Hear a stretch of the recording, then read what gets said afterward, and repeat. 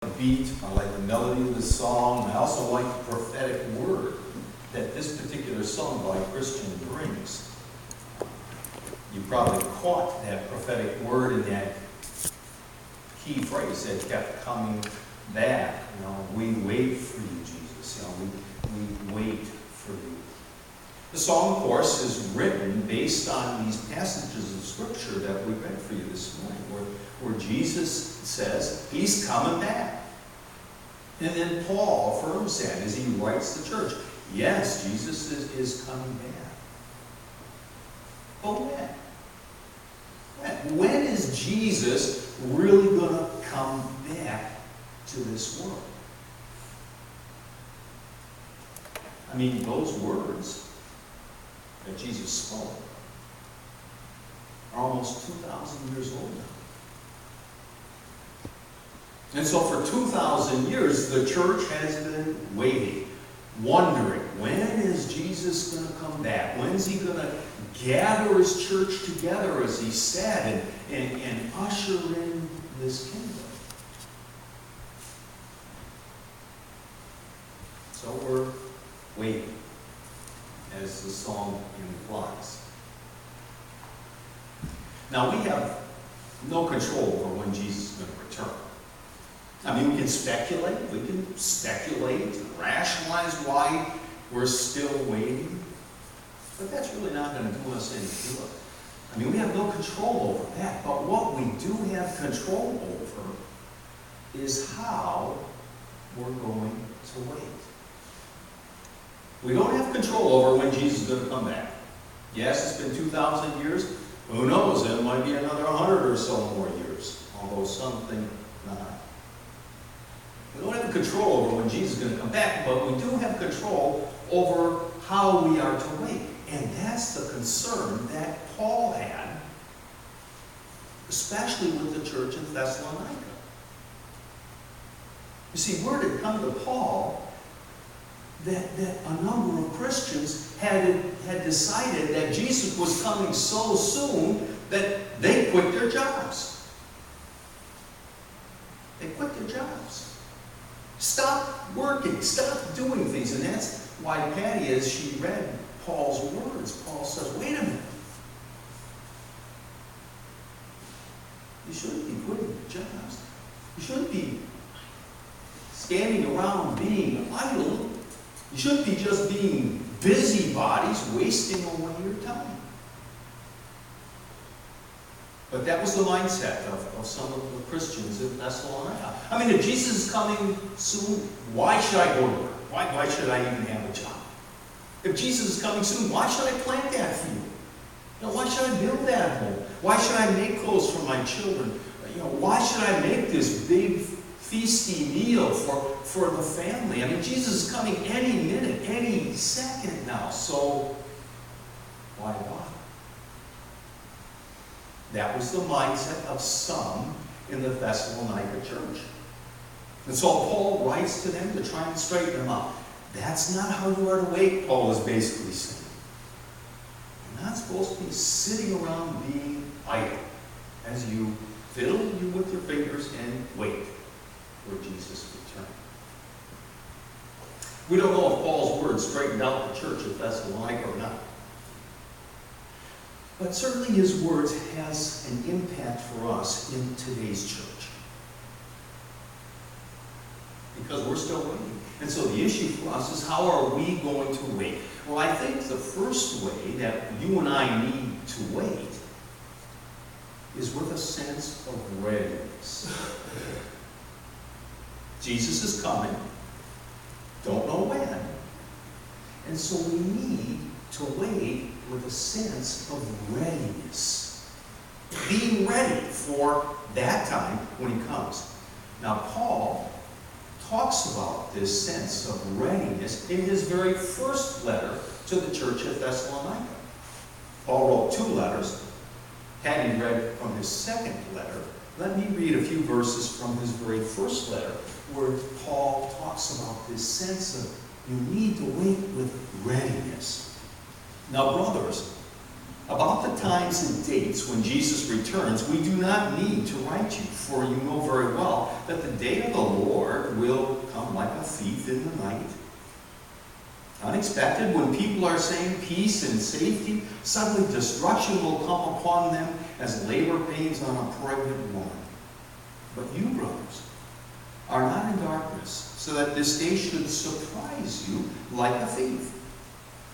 You are all sons of light, sons of the day. We do not belong to the night or to the darkness. So then, let us not be like others who are asleep, but let us be alert and self-control.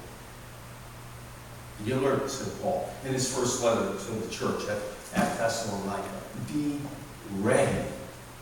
And so we are to wait with a sense of readiness. Are you ready for Jesus to return? Are you ready? Yes. Okay. There's one person who says she's ready. I think I'm ready.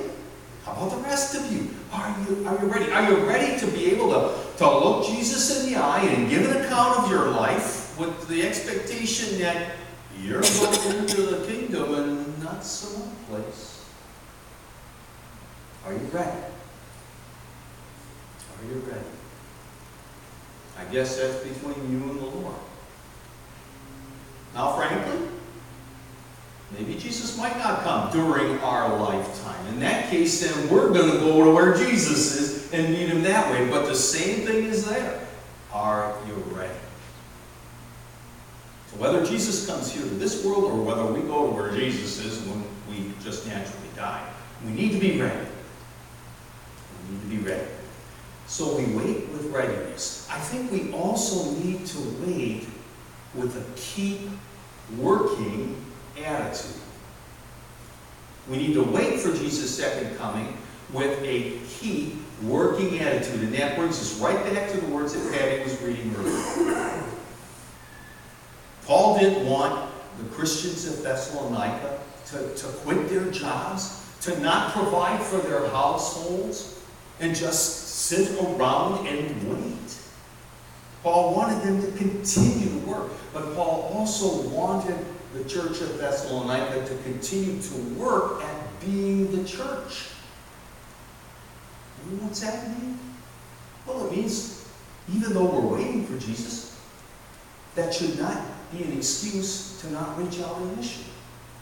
And even though we're waiting for Jesus, that should not be an excuse for us not to serve. And even though we're waiting for Jesus, that should not be an excuse for us to stop worshiping and stop praying and stop studying Scripture. As a church, we need to embrace the keep working attitude as we wait. But again, it's pretty tempting to just kind of check out. I mean, why should we reach out in mission? Why should we reach out in service? Why should we give our money? Why should we go to Bible studies? I mean, if Jesus is coming any day now, why should we go through that effort? It's tempting to check out of those things. But again, I don't think that's what Paul or Jesus would want us to do. We wait with a keep working attitude. I think many of you know that I try and hit the gym a couple times a week over at Bigfoot. Work out a little bit with Paige there. And as I visit with Paige, I visit with some of the other people in the gym. And I've gotten to know this guy. His name is Nathan. I don't think you know Nathan, although you probably recognize him, Paige. Nathan's probably about 35-ish. He's kind of a bigger kind of guy, and he's doing his best to try and work. He's working out with a personal trainer. And I've been visiting with Nathan, and through our visits, I've discovered he goes to the Brick Church. The Brick Church. And Nathan and I talk church now when we visit a little bit. And so the other day I asked Nathan, I said, Nathan, what did your pastor preach about on Sunday? Nathan goes to church every Sunday, I believe that. And his response affirmed that, because he not only told me the scripture that the pastor read, he proceeded to lay out the 3 main points of the pastor's sermon. Now, this is about 4 days after Sunday. He impressed me. And one of the points in the pastor's sermon at that church was you need to witness. You need to be working, witnessing, and inviting people to come to church. And as Nathan talked to me a little bit about that, he said, you know, Mike, he said, we got a guy in our church. He's probably about 29 years old, and he's mentally challenged. And Nathan says, this young man, even though he's mentally challenged, is always bringing people into the church. He says, this is how he does it. He loves to go to auctions, loves to go to rummage sales. And as he's at these auctions and rummage sales, he just kind of wanders around the crowd and talks about church and invites people to church. And Nathan said to him, it's amazing because, you know, he is mentally challenged. But he said, you know, people come. They hear his invitation and they come, even though they don't really know him. He doesn't know them. And then in a moment of self-reflection, Nathan said, I need to be more like him. My sense is most of us here need to be more like that young man who just talks church and just invites people. Come to the Brick Church. Come to First Baptist Church. Give it a try. We are to keep working. We're to wait for Jesus with a keep working attitude. We are to wait for Jesus with a sense of readiness. Readiness. And the last thought I leave you this morning is that I think we are to wait for Jesus with a joyful hope. A joyful hope. Because Jesus says someday, when I come back, I'm ushering the church together. And we're taking all those church folk and we're going to the kingdom. We're going to kingdom land. And in the kingdom land, there's no sadness. There's no war. There's no evil. There's no ISIS and terrorist groups. There's no drive-by shootings in the kingdom land. It's just peace and joy. There's no haves and have-nots. There's no human trafficking. There's no drugs and drug fighting, no drive-by shootings. In the kingdom, there'll be a lot of joy, a lot of peace. And so we need to focus on that. And as we wait, we need to wait with a joyful hope. Joyful hope. When Jesus was questioned in the reading that I read for you from Mark about when this fall is going to take place, Jesus put the cards on the table and said, you know, boys, I don't know.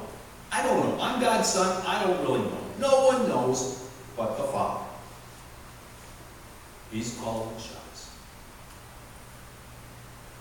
But wait and watch, said Jesus.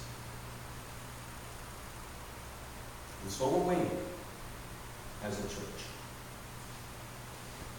Still waiting. So I'm going to do my best to wait with a sense of readiness. I'm going to do my best to wait with that keep working attitude.